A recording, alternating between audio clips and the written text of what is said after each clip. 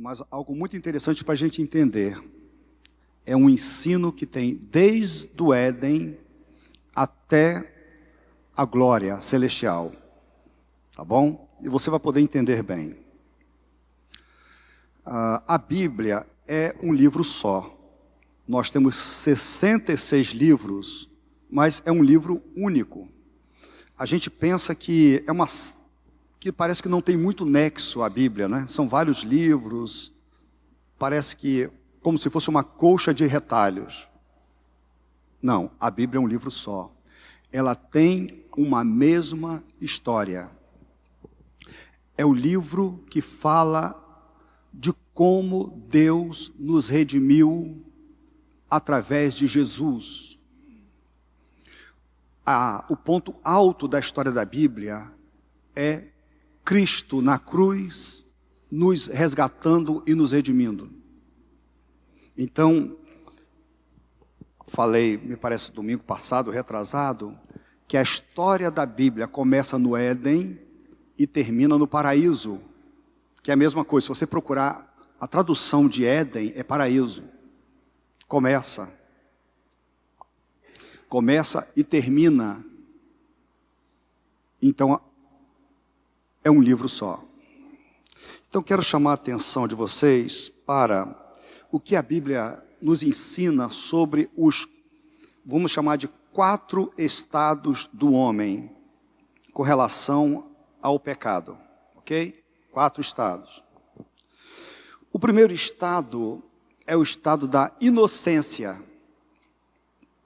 É o que a Bíblia relata sobre Adão e Eva, no 1º e 2º capítulo de Gênesis. Nós vamos chamar esse estado de inocência. Ou antes da queda, antes do capítulo 3, antes da queda. Então, nesse estado, Adão, criado por Deus, formado por Deus, ele podia pecar ou não pecar. Ele estava livre para pecar ou não pecar. Deus não criou uma máquina, Deus criou o homem autônomo, então ele poderia pecar ou deixar de pecar. No caso de Adão, o pecado era uma possibilidade, mas ele decidiu pecar. Mas naquele estado, Adão, ele não estava contaminado pelo pecado. A sua natureza não era uma natureza contaminada pelo pecado. Então, é nesse sentido que Jesus é o novo Adão. Porque Jesus veio, nascido de Maria e do Espírito Santo, mas Jesus não tinha uma natureza pecaminosa. Então Jesus era como Adão. Por isso que Paulo compara Jesus a Adão, porque Jesus não tinha essa natureza corrompida, como Adão não tinha antes da queda. Lá em Mateus 4, de 1 a 11, nós percebemos isso. Adão foi tentado em Vítor, no Éden. Deus falou que ele poderia comer de toda aquela fruto daquelas árvores, mas proibiu de comer de uma árvore. E disse, no dia que você comer, certamente você vai morrer. Não é isso? E Adão foi tentado, ele e sua esposa, e eles desobedeceram a Deus. Eles desobedeceram a palavra de Deus. Em Mateus capítulo 4, Jesus, agora o segundo Adão, foi tentado, Cremilson, no deserto. 40 dias sem comer, de jejum, 40 dias sem comer. E ele foi tentado por Satanás. A primeira tentação foi para que transformasse pedras em pão. E Jesus citou as Escrituras. 3 vezes foi tentado, e 3 vezes Jesus, lá no deserto, Jesus obedeceu a Deus e agradou a Deus. Note bem esse contraste. Então Jesus não tinha uma natureza pecaminosa, ele foi tentado, mas ele não pecou. Adão foi tentado, mas ele pecou. Então, esse primeiro estado, que eu quero chamar a atenção de vocês, é esse estado que Adão tinha. Um irmão disse o seguinte: a Bíblia revela que Deus fez o homem, Adão e Eva, conferindo-lhe o poder da escolha contrária. Também conferiu aos nossos progenitores a capacidade de fazer o que é bom, de fazer o que é o nosso dever moral. E o primeiro casal deveria ter obedecido a Deus, observando o mandamento que ele lhe dera. Note bem, eles tinham a capacidade de praticarem tanto o bem quanto o mal. Assim era o homem no estado de inocência, o seu estado primitivo, antes que tivesse a experiência do mal, enquanto ainda não fizera aquela escolha fatal. Então, assim, Adão era livre para fazer o bem ou o mal. Ele era livre. Então, o primeiro estado é o estado de inocência, o estado de Adão, quando ele poderia não pecar. Ele tinha essa livre escolha de não pecar. Mas ele pecou. Capítulo 3 vai falar da queda. E ele se afastou de Deus. E a morte entrou no mundo. E as consequências do pecado depois disso. A gente vê que na própria família de Adão, um irmão mata o outro. Tempos depois, a humanidade, os filhos de Adão, a maldade cresceu tanto que Deus destruiu a terra pelo dilúvio, por causa da violência. A violência era muita. Naquele dilúvio, Deus salvou Noé e a sua família. Então, toda aquela geração morreu, menos Noé e a sua família. Eles entraram numa arca, mas que coisa interessante, nós somos os descendentes de Noé. E o pecado continuou. Deus salvou a família, mas depois o pecado continuou. Por quê? Porque o pecado, depois da queda, ele passou a fazer parte da natureza humana. Por isso que nós, nesse estado, depois de Adão, da queda de Adão, nós não conseguimos não pecar. Ok? Então vai pensando. Adão era livre, mas nós, depois da queda, nós não somos. Nós não somos. Então você pode procurar qualquer pessoa hoje que diz o seguinte: eu faço o que quero, eu sou livre, os crentes é que estão presos, eles não são livres de coisa nenhuma. Mas olha só, você vai fazer o seguinte: já que você é livre, então você vai fazer o seguinte: passe a agradar a Deus, a cultuar a Deus. Já que você é livre, então você cultua a Deus, você agrada a Deus, você obedeça à lei de Deus, aos 10 mandamentos. Ele não consegue. Ele fala: não, eu sou livre para ter quantas mulheres eu quiser, eu sou livre para experimentar todos os vícios que eu quiser, eu sou livre para transgredir todas as leis, eu sou livre. Mas, fala assim, já que você é livre para isso, então seja livre para fazer o bem, com a motivação correta, sem segundas intenções, obedeça a lei de Deus, cultue a Deus. Ele não consegue, sabe por quê? Porque o homem, depois da queda, ele é escravo do pecado. Esse é o segundo estágio. Por causa do pecado, Adão mergulhou a raça humana inteira no pecado e na morte do pecado. O que significa que todos nós nascemos dotados da natureza caída de Adão. Depois de haver despedaçado e maculado a imagem divina, Adão produziu uma prole com a sua própria imagem decaída. Então, desde pequeno, desde muito criança, nós somos pecadores. Eu não acredito, mas é verdade. O pastor Ackley, ele foi um bebê pecador. Eu não consigo acreditar nisso, mas foi.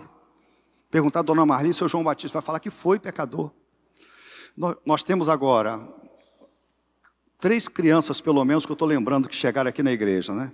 Alanes, Helena e o Vitor, que é filho do Remualdo e da Shirley. Eu tenho certeza de uma coisa, tenho certeza. São maravilhosos, são lindos, mas são pecadores. É isso que tem acontecido. Aqui na igreja, Jonas, talvez cada filho que nasce aqui, a gente poderia pensar, gente, esse vai nascer sem pecado. Esse vai nascer sem pecado. Mas todos, depois da queda, nascemos com essa inclinação, com esse defeito de fábrica. Não que sejamos maus, não que todos, a raça humana caída, eles sejam perversos, maus e como se fossem demônios. Não, mas o pecado contaminou a todos. É isso que diz Salmo 51, versículo 5, quando Davi escreveu: sei que sou pecador desde que nasci, sim, desde que me concebeu a minha mãe. Em Romanos 3, versículo 10 a 12, nós pregamos sobre isso, diz: não há nenhum justo, nem um sequer, não há ninguém que entenda, ninguém que busque a Deus, todos se desviaram e tornaram-se juntamente inúteis. Não há ninguém que faça o bem, não há nenhum sequer. Sabe quem está aqui nesse texto? Todos nós. Todos nós. Filhos de Adão.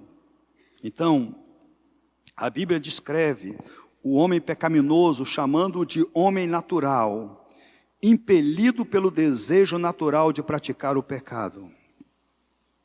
Lá em 1 Coríntios, capítulo 2, 14, diz: ora, o homem natural, o homem em Adão, o homem sem Cristo, não aceita as coisas do Espírito de Deus, porque eles são loucura, e não pode entendê-las, porque elas se discernem espiritualmente.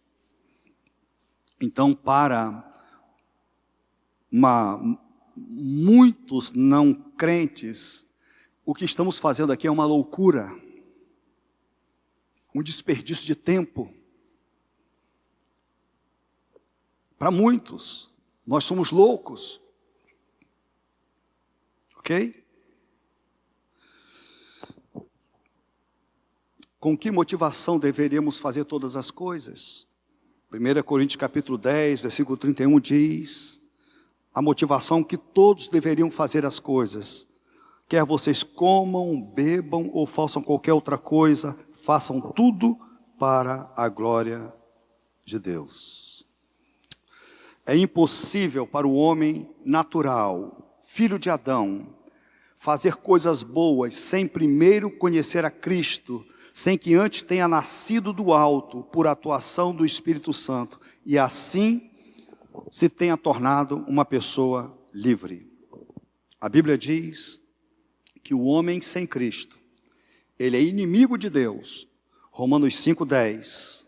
Será que temos? Romanos 5,10 diz: se quando éramos inimigos de Deus, fomos reconciliados com Ele mediante a morte de seu Filho, quanto mais agora, tendo sido reconciliados, seremos salvos por sua vida. Em primeiro lugar, o homem em Adão, ele é naturalmente inimigo de Deus. Segundo, ele está espiritualmente morto. Efésios 2, versículo 1 diz: vocês estavam mortos em suas transgressões e pecados. Ele está cego. Segundo aos Coríntios, capítulo 4, versículos 3 e 4. Mas se o nosso evangelho está encoberto, para os que estão perecendo é que está encoberto. O Deus desta era cegou o entendimento dos descrentes, para que não vejam a luz do evangelho da glória de Cristo, que é a imagem de Deus. E a gente pensa sobre os nossos parentes não crentes, nós pensamos assim: como essa pessoa não enxerga, como ela não vê. E nós pensamos isso do nosso passado, eu era cego. Eu não conseguia enxergar as maravilhas de Deus, a beleza da palavra dele. Eu estava cego. Assim que nós pensamos, um dos hinos do cantor cristão diz: ó, tão cego eu andei e perdido vaguei, longe, longe do meu Salvador. Então a cegueira espiritual é muito pior em natureza e extensão do que a cegueira física. É triste para um homem não poder ver as belezas naturais, mas é muito mais triste não poder ver as glórias da graça.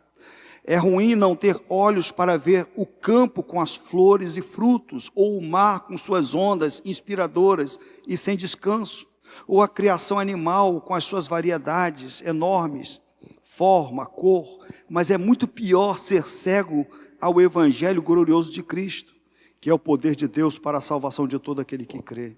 A cegueira espiritual é muito mais predominante do que a física. Só alguns poucos habitantes da terra são fisicamente cegos, enquanto que cada homem, em seu estado natural, é cego ao evangelho de Cristo e às outras verdades espirituais. Então, o homem, ele é inimigo de Deus, ele está morto espiritualmente, ele é cego, mas ele também é escravo. João 8, de 31 a 36, Jesus falou o seguinte, ele diz, falando aos judeus: se vocês permanecerem firmes na minha palavra, verdadeiramente serão meus discípulos, e conhecerão a verdade, e a verdade vos libertará. Eles lhes responderam: somos descendentes de Abraão, e nunca fomos escravos de ninguém. Como você pode dizer que seremos livres? Jesus respondeu: digo-lhes a verdade, todo aquele que vive pecando é escravo do pecado. O escravo não tem lugar permanente na família, mas o filho pertence a ela para sempre. Portanto, se o filho os libertar, vocês de fato serão livres. Então o pecado, ele provoca a ira de Deus e nos separa de Deus. Ele mata a gente espiritualmente, de maneira que a gente não pode ouvir a Deus, apreciar a Deus, fazer a vontade de Deus. O pecado, ele cega para a gente não enxergar as coisas de Deus, e o pecado também nos escraviza o homem, de maneira que ele não consegue fazer a vontade de Deus. Martinho Lutero, ele escreveu o seguinte: o homem é prisioneiro do pecado e vive controlado por suas próprias paixões e desejos. Não pode abandonar a estes a fim de praticar o bem. Então, as pessoas queridas que nós conhecemos, elas são escravas do pecado, não conseguem deixar de pecar. Estão cegas. Essa é a situação que, do segundo estado. Primeiro estado, Adão poderia não pecar. Quando ele optou por pecar, ele mergulhou a todos nós. Ele era o nosso representante. E ali ele mergulhou a todos nós no pecado. E todos nós somos, como filhos de Adão, nós pecamos. Infelizmente, esse é o estado do homem no pecado. Escravo, cego, morto, inimigo de Deus. Neste estado, o homem não é livre para deixar de pecar. Então, queridos, nós somos pecadores por natureza e não pecadores porque aprendemos a pecar. Entendeu? A gente sempre acha que foi alguém que estragou nossos filhos. Entendeu? A gente pensa assim, foi a amizade com Samuel que estragou Serginho e João Pedro. Entendeu? A gente pensa sempre que está fora de nós. Foi fulano que estragou. Não. Estava dentro dele, a natureza dele. Mesmo convertidos e experientes, nós somos um perigo. Porque nós ainda temos a presença do pecado em nós. Você já ouviu dizer de pastor fazer coisas inacreditáveis, de pecados terríveis. Você já ouviu dizer de crente experiente de envergonhar o Evangelho? Ok? Por quê? É a nossa natureza. Nós somos um perigo. Por isso nós precisamos de Deus constantemente. Todos nós dependemos de Deus. Nós precisamos de Deus como nosso pão de cada dia. Não tem? Todo dia a gente ora, o pão nosso de cada dia nos dá hoje. Senhor, me dê graça para eu não pecar contra o Senhor. Deveria ser nossa oração. Terceiro estado que a Bíblia fala é o estado de graça. Então olha só, o primeiro estado de inocência, entendeu? Adão viveu o estado de inocência, ele poderia pecar ou não pecar. Depois veio o estado de escravidão no pecado, onde uma pessoa, ninguém consegue deixar de pecar, mas aí nós temos o estado de graça. É quando uma pessoa, ela se entrega a Jesus, recebendo em seu coração como seu rei e seu salvador, tornando-se uma pessoa regenerada, perdoada, renovada, e daí em diante uma pessoa livre para fazer o bem. Neste estado de graça, nós podemos não pecar em muitas circunstâncias pelo Espírito que habita em nós. Nós temos a condição de obedecer a Deus com lutas. Olha só, entregamos a nossa vida a Jesus, nos arrependemos dos nossos pecados, nós cremos em Jesus, o Espírito Santo vem morar em nós. A natureza pecaminosa não nos deixa, ela continua aqui, como a gente canta, né? Da presença do pecado, livre serei, não é isso? Então nós somos presentes. Agora olha só, agora nós temos, olha que loucura, Caimilson, olha Fabiano, dentro de nós você é crente, agora você tem duas naturezas. A natureza de Adão, que é a natureza que procura afastar você de Deus, e agora você tem a natureza espiritual, você tem o Espírito Santo, que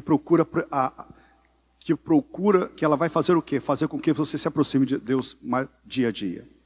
Por isso, que todo crente verdadeiro, aí eu vou falar que um teólogo falou, mas todo crente verdadeiro, ele é doido varrido. Por que é doido varrido? Porque a gente começa, Jonas, a lutar contra nós mesmos. A gente começa a lutar contra nós mesmos, entendeu? Então a gente se pega falando sozinho, não, eu não quero isso.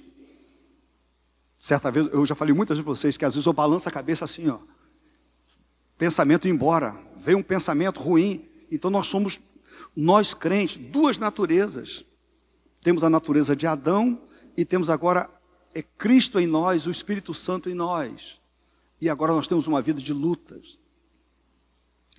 Há muito tempo nós tivemos uma história muito, muito interessante. Foi contada aqui muitas vezes. Nós fomos para um retiro em Arraial do Cabo. E essa turminha toda aí, que está tudo casado. E tinha um pessoal que pegava muito no pé do Jefferson. Não sei se Jefferson está aqui. Mas pegava muito no pé do Jefferson. Porque sabia que ele ficava irritado, então eles pegavam no pé. E o Jefferson chorava. Ele chorava. E um dia o Jefferson chorou. E uma coisa muito interessante, ele chorou, ele explodiu com as pessoas, eles implicaram com ele revidou, e depois ele chorou. Interessante. Por que o Jefferson chorou? E a gente foi investigar por quê. Interessante, Joel, não foi de raiva. Não foi de raiva daqueles que estavam implicando com ele. Ele chorou porque ele pecou contra eles. Falou, eu não deveria ter falado o que eu falei. Eu não deveria ter guardado no meu coração o que eu guardei. Então ele ficou triste com ele mesmo. Vê se isso não é loucura. Mas vê se isso não acontece com a gente também. Essa luta que a gente tem. E aí, uma coisa muito boa é que a Bíblia diz E é verdade que a gente pode vencer essa natureza adâmica em nós. Aquele que tinha pavio curto não era crente, agora ele vai tolerando, vai aprendendo a amar as pessoas e vai tolerando. O intolerável ele é capaz de tolerar. Aquele que tinha uma vida suja moralmente, fora da igreja, agora se converteu, luta contra isso, às vezes luta contra a pornografia, luta contra palavrões, luta contra os seus olhos, para onde eles vão, mas ele está vencendo, pode vencer. Embora seja pecador, ainda pecador, porque a gente peca até no nosso pedido de oração, a gente é tão egoísta, às vezes a gente pede a oração só por nós, para a vida da gente, pela saúde da gente, não é isso? Até nisso a gente peca. Estamos tão contaminados, mas olha só, mesmo assim, o Espírito Santo nos capacita a vencer. É isso que a Bíblia diz, lá em Gálatas, por exemplo, versículos 16 e 17. Que diz assim: por isso digo, vivam pelo Espírito e de modo nenhum satisfarão os desejos da carne. Pois a carne deseja o que é contrário ao Espírito, e o Espírito que é contrário à carne. Eles estão em conflito um com o outro, de modo que vocês não fazem o que desejam. Que conflito é esse? Que guerra é essa que está acontecendo dentro de nós? Dentro do crente. É uma guerra, sem trevas.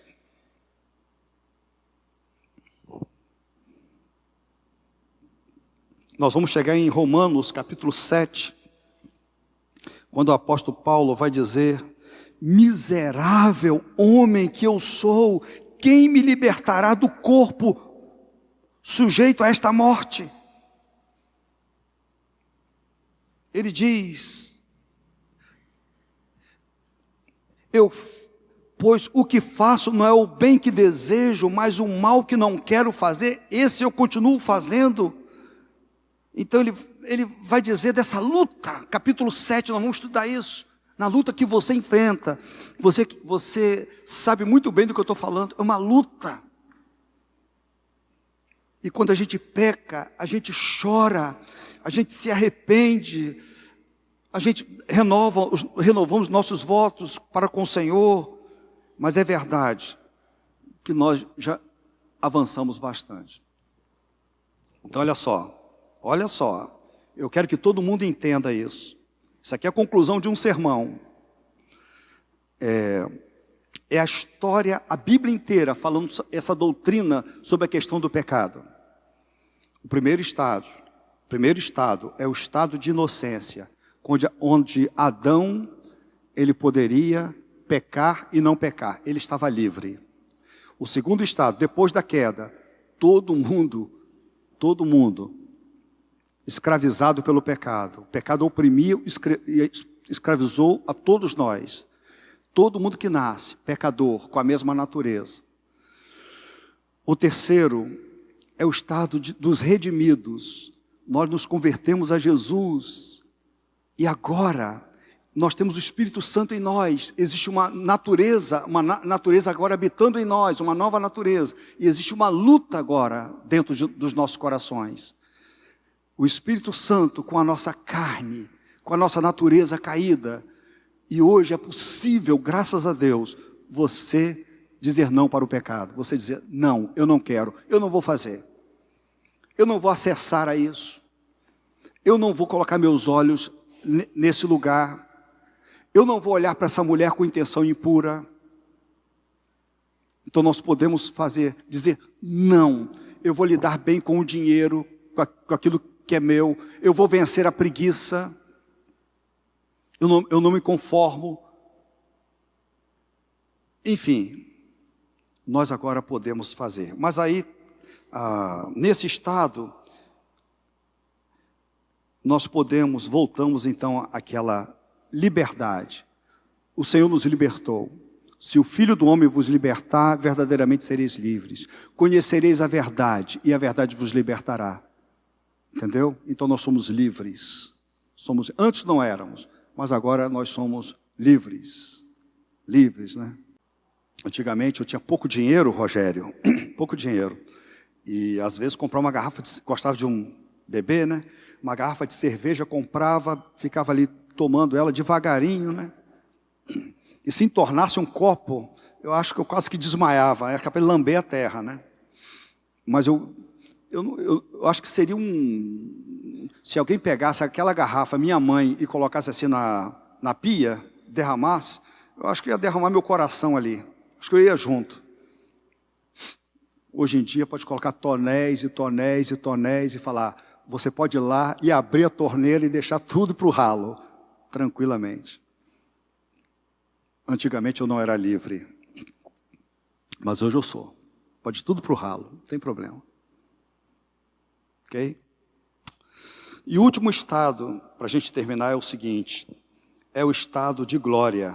Olha que coisa linda. Quando nós receberemos um corpo incorruptível, ficaremos livres da presença do pecado, no céu não entra pecado, no céu nós não poderemos pecar mais. Então eu falo assim, se é tão boa, que coisa linda, né? Mesmo em pecado, eu amo tanto Fabiano Leobaldo, eu amo Cremils, convivo com ele, com Vitor, nós somos uma família aqui na igreja, entendeu? Tanta gente boa, Dona Nadir, entendeu?